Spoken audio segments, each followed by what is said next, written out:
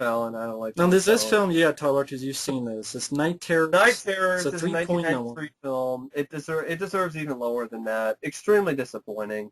You have Tobe Hooper who directs it. You got Robert Englund. Oh, Robert Englund, Tobe Hooper. Well, it's a case of misadvertising. Yes, Robert Englund does play the Marquis de Sade, but it's a cameo role. He's barely in the fucking movie. Most of it centers around some dumb bitch. I think Zoe Trilling plays Jeannie. The I think young it might girl, yeah, be it. the young I girl don't know travels for to sure. Cairo to visit her father and Yeah, becomes involved with the bizarre, exactly. sadomasochistic cult led by He's Paul just a Chevalier. descendant of the Marquis de Sade. And Paul Chevalier is played by Robert Englund, so he plays the same character, but it's just the Marquis de Sade himself is just in a flashback. There's not that much gore. I heard it was cut, but either way, I don't think it would really make much of a difference. Tobe Hooper's directing in this is flat. The movie I thought was dull, boring, and really shitty. We were having I don't remember if it had a lame twist ending or not, but I wouldn't be surprised if it did. I only saw it once because my dad wanted to see it, and my dad afterwards was like, it wasn't that bad. I'm like, come on, this movie was a piece of shit. I remember the VHS cover, which showed like the Marquis de Sade, like Robert Englund, like snakes or some shit coming out of his eyes, which is like never in the movie. And the only time you see the Marquis de Sade is when she has nightmares, so, like night terrors. So it's trying to be like Nightmare on Elm Street, but just fucking fails on every aspect. Fuck Night Terrors. It's one of Tobe Hooper's worst films. It makes Spontaneous Combustion look like a masterpiece. Same thing goes for stuff, on other uneven productions that he's done. It is an absolute piece of shit. It's a terrible movie.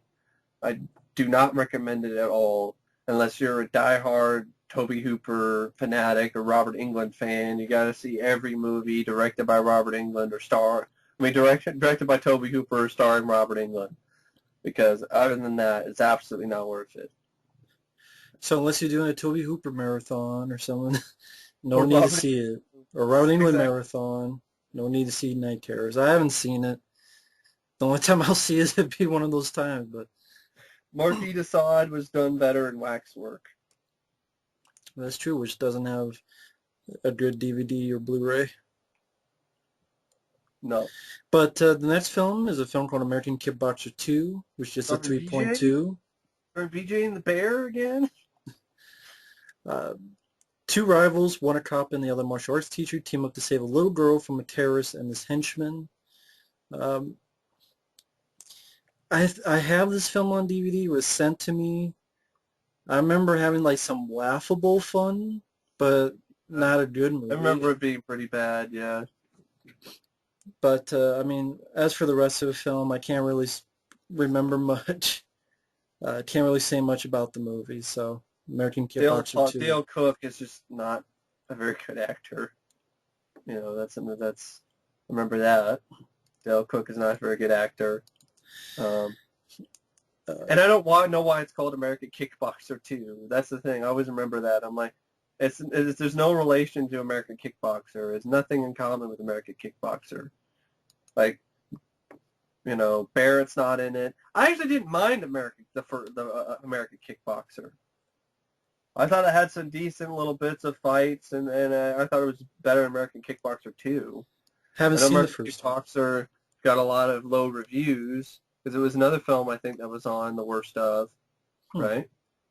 1991. one. That's had BJ because played by John Barrett. Despite his blowjob name, I thought it was all right. I thought he was a decent fighter, decent performance. I remember even making a music video a long time ago, but it just I've seen worse than American Kickboxer 1. American Kickboxer 2, which just felt like it was just we just could use the title for some reason. American Kickboxer was so popular, and then it's become some like the Kickboxer sequels with. That's what I remember it being kind of like the Kickboxer sequels with Cody from Step by Step, where it wasn't even really a kickboxer fighting movie anymore. It was like terrorists and they had to stop the bad guys or whatever. we're still doing another one. Or Cody. Exactly. But some of these we can skip, like Fit to Kill or Present Oh, you Heat. don't want to talk about Andy Sedaris again? Yeah, I know. But Full Impact. Fists and Guns movies. Full Impact, Gary Daniels film I haven't seen, which is just a 3.3. I haven't seen it either, but Also I known do like so Gary Daniels, but yeah. yeah, also known in other places as American Street Fighter 2. Oh, I have that. I have American Street Fighter 2. I That's don't the know. alternate title Yeah. for it. Okay. Yeah. A former cop who's become a professional bounty hunter traps a serial killer who kills with his bare hands. When the killer learns that he's being tracked, he starts tracking his hunter, leading to a martial arts showdown. Haven't seen it, can't say much about it. Not sure if it deserves a 3.4, but Huey directed it though. David Huey, which what else has he directed? He directed, going to the credits, The Making of Bikini Hotel. Hyperspace, Capital Punishment, Oh, Karate that was another Wars, one. Yeah, Capital Punishment was on the worst of list for 1991. 91 as well. Next one, Full Impact gets a 3.3, by the way. I haven't seen it yet either, so I don't know what to say. The next one, I actually remember not minding it for what it was. Ring of Fire 2, Blood and Steel. Oh. Uh, I remember seeing like a long time when I was a kid though, but it's a guy I'm not the biggest fan of, Don the Dragon Wilson. But I remember liking it because the plot here, martial arts fire battles murderous gang members and the henchmen of an evil underground fighting champion to save his girlfriend. I just remember him going through like this underground of all these Sounds like weirdos and Double Dragon. in a way, Like if you low had another budget. guy with him, a Yeah. low budget Double Dragon. Yeah. Starring Don the Dragon Wilson. And I think this was the one I was thinking of when I saw it when I was a kid. And I remember not minding this for what it was, for its low budget. Uh, underground street fighting all these different kinds of thugs, people with stupid jumpsuits, or they're on skates, or they're on. It's like someone says it best, like a Double Dragon Final Fight punch and kid video game. Yeah, exactly. So that's why I remember having some easy fun with it, but I haven't seen it forever. It is a pretty big milestone because it's directed by a Munchkin. Yeah, the same guy who directed the first Ring of Fire, Deadly Bet with Jeff Wingard. The guy's name is Richard W. Munchkin. Poor man. His last name is Munchkin. That's ugh. That's a film I wouldn't mind giving another shot down the road. It sounds like it's not that bad, and I'm curious about it. The next one I've never seen, but I know I've heard of it because of the cast. It's a 1993 film, because we're in the year 1993, called Fire on the Amazon, starring Craig Sheffer, Sandra Bullock, and is directed by Luis Loza, who would go on to direct Anaconda, and among a few other films. The Specialist. Yeah, The Specialist. I remember like his movie. I think Sandra Bullock wanted to like disown or something. Like I wasn't in this movie or something. Yeah, I guess a 3.4. Yeah, it's in Bolivia's Amazon basin. Corporate cattle ranches are replacing the rainforest. When Santos, a charismatic leader of the Union Rubber Trappers, forges an alliance with Indians in protest to deforestation, he's assassinated. O'Brien, a U.S. photojournalist who has no skills as an investigator, wants a story when he thinks the police have framed and murdered an innocent Indian as the assassin. In a search for the truth, he involves Lisa Rothman, who worked for Santos, with whom he falls in love. As he gets deeper into trouble with the cops and the real assassin, he not only needs Lisa's help, but that of the Indians' leader. How many will die so O'Brien can get his story? Never saw it. The trailer didn't interest me that much. I remember the film was like a Roger Corman production of trying to really bump it up because Sandra Bullock was in it. And it was shot in 1990 and it was not released until 1993.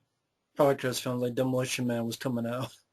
So I guess Sandra Bullock, she placed duct tape on her breast during the filming of the love scene so that she should know for sure nothing would be visible that she didn't want seen. She also made the production company sign a contract stating which parts of her were not to be shown. Haven't seen the film. I think I remember seeing the trailer. Didn't do anything for me. No, it sounds like a really boring Fire on the crotch line. Environmental toothless claptrap piece of shit. Fire in the Stench. Next one I've seen, I don't think it's that bad. I mean, that is American Cyborg.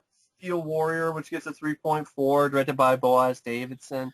As a Terminator ripoff, I mean, there is some fun to be had. I mean, some decent bits of some fights with Joe Lara, some decent effects. I didn't mind the guy who played the sort of Terminator-like robot. And you find out Joe Lara is actually a cyborg as well, right? I know, that was an interesting twist. I didn't see that coming. I didn't mind John St. Ryan as Cyborg. Haven't seen this in a while. I mean, the director, the thing is, folks, Boaz Davidson became a bid producer. Exactly. Because for those who don't know, he's the guy who produced the Expendables films, Olympus Has Fallen, Drive Angry, a lot of big action movies. And so this is an early directing that he did. I always remember the trailer, too. It was a early 90s, mid-90s canon trailer I always remember seeing. After the nuclear war, people are sterile and ruled by the artificial intelligences they created in this violent world. The only woman who was able to give life to a child was to take the child through the dangerous city to the ship to save it. She's followed by an immortal killer robot through all the dangers. Only one guy tries to help her survive and protect her from the killing machine. It's played by Joe Lara. And Joe Lara was in a PM Entertainment film that I enjoy called Steel Frontier. Yeah, Steel Frontier was a pretty solid one with Joe Lara as well.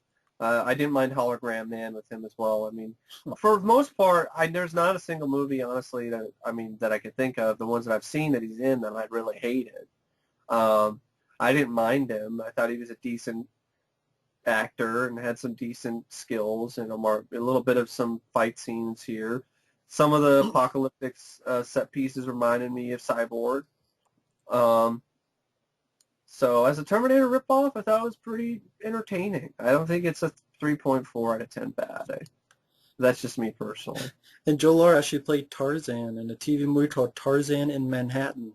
Yeah, okay. Interesting. I haven't seen that. Right, so you haven't seen it, so you still. I'm pretty sure that was pretty bad because Tarzan in Manhattan.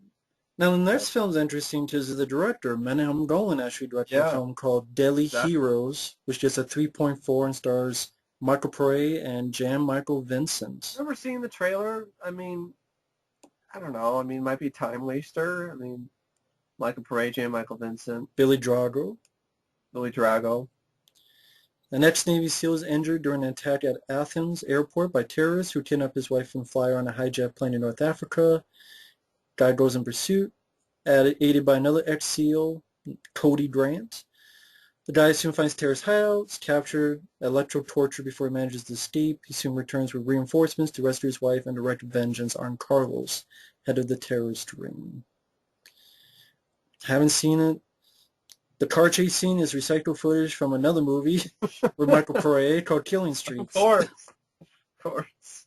So this is one of those movies that has that kind of shit. Well, Michael Pare was another one that had recycled footage, Merchant of Death, but it still looked like fun even with all the recycled footage.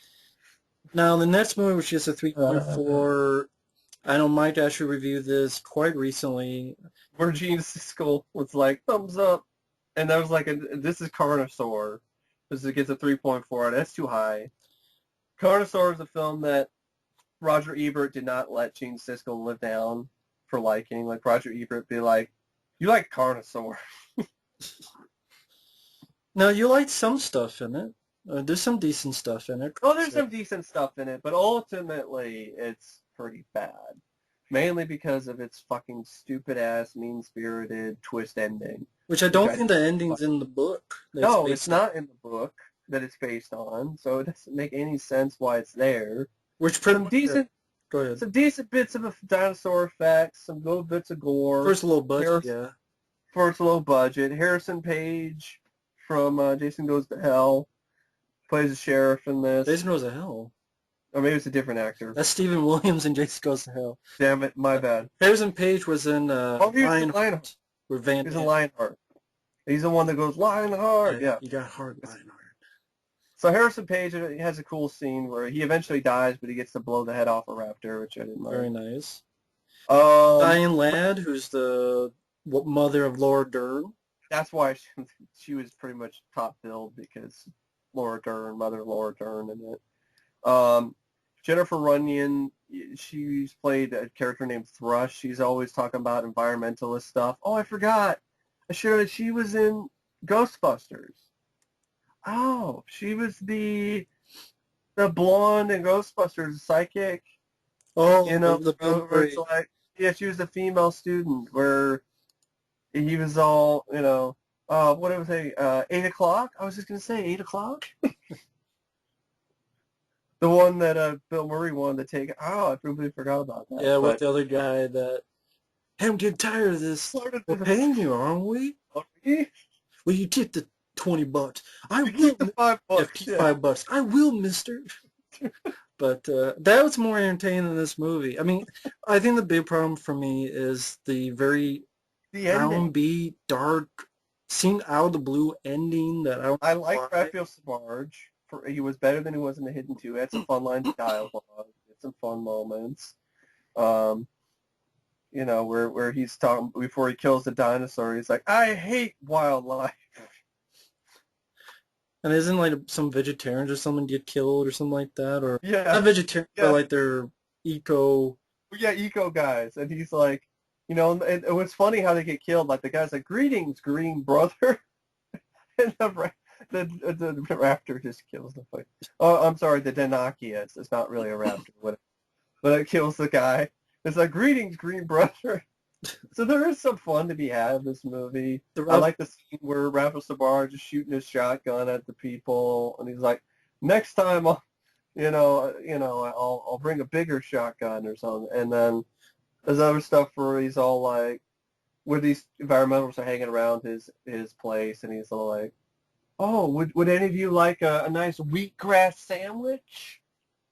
Or how about some nice herbal tea?" I remember his fight in the construction vehicle with the T-Rex was pretty fun at the end. Yeah, it was. I didn't It mind was a that. fun scene. Yeah, there's some fun to be had, but the ending just ruins it all because he thinks he has the cure to maybe cure this disease or something. That makes women give birth to dinosaurs because Diane Ladd's a crazy bitch. Yeah, she is. She's a really crazy bitch. I didn't mind her performance as well. Right. And so then you had a stupid ending where, okay, right, the military gets involved, thinks that the epidemic can't be contained, so they decide to kill everybody, and they shoot Rafa Sabarge after he realizes that Thrush, Jennifer Runyon, is dead. And he shoots him, then burns the place down, and the last shot of the movie is of Alfred E. Newman Laughing in your face. from Mad Magazine, laughing in your face. Staring into your soul and laughing at you for watching this movie. Exactly. As he burns away, and he might as well burn away to reveal middle finger. Exactly, because you're just like, what the fuck? You're just like, it's just a shift in tone. You go from Rafa Sabarge cracking jokes, and this is right after he kills the T-Rex. With the construction vehicle, yeah. The construction vehicle, and he's all like, I hate wildlife. He says a one-liner, and now it's like the stupid military comes in and kills him, and then end credits. You're like, the fuck is this? Yeah, the sequels are, to me, better. They are. They are. Low-budget films, but more entertaining, don't have a stupid ending that's out the blue, out of place like Carnosaur 1. I also remember a line where he's talking about Jurassic Park. Yeah, he says the lines, like he hears a story and goes, make a good theme park. Big theme park. You hear that in the trailer, actually. Exactly. But I think Carnosaur, if it had a better ending and didn't deal with that stupid stuff. I would have liked it more, but the ending just brings it down a whole lot. So that's an example of a movie that has just a horrendous ending that just ruins the mood of the movie, at least in my opinion. Ruins the movie in the end. And it has two directors, for some reason. Adam Simon and Darren Maloney. Baloney. And the next film, Speaking of baloney, Beach Bays from Beyond, which is a 3.5. or cheesecake, really. That's what this is. Pretty much cheesecake. Pretty much, we can't get their family members, so let's get the people you don't care about, like Joe Estevez, Don Swayze, and Joey Travolta. And Jackie Stallone. Jackie Stallone. Also has Burt Ward from the 60s Batman. You got Linnea Quigley. And David DeCato, which I've said this name a lot in these IMDb files, because he's directed. His cock. I mean, just the amount of films he's tried to direct is insane, and most of them are shit. From A lot of really bad full moon movies. Yeah. Creepazoids, Murder Weapon, Pre-Hysteria 3, Curse of the Puppet Master, Voodoo Academy. All these 13 gay porn, like horror movies. He directed all those. And anyway, I mean, the title pretty much says He directed Murder Weapon as a chick. He called himself Ellen Kabat. Yeah, he used a lot of fake names. And he directed this movie as Ellen Kabat, Beach Babes from Beyond. It's like, what the fuck, man? And the plot is, intergalactic babe borrows her dad's T-Bird ship to do a little planet hopping with her two friends. They run out of fuel unexpectedly and must land on Earth. They land on the California coast where they have fun and a few close encounters with some guys. One of the guys, Uncle Bud, the Chud, who just wants to meditate and hang out, is being threatened with condemnation of his beach house until he puts some money into repairs. The young babes offer to enter the bikini contest where they're way out designs to try and win the money he needs, but they are hampered by the garment designer who will stop at nothing to win. I had to read that plot. I mean, good. And even the tagline is ridiculous. Hot, tan, alien. Like, that's a selling point. Alien. Okay? For all I know, they could be, like, really fucked up aliens, or they'd fuck me to death, like Nastasia Henstridge in Species. So, I don't think alien is a turn-on. Maybe for Sigourney Weaver it is, but not for me.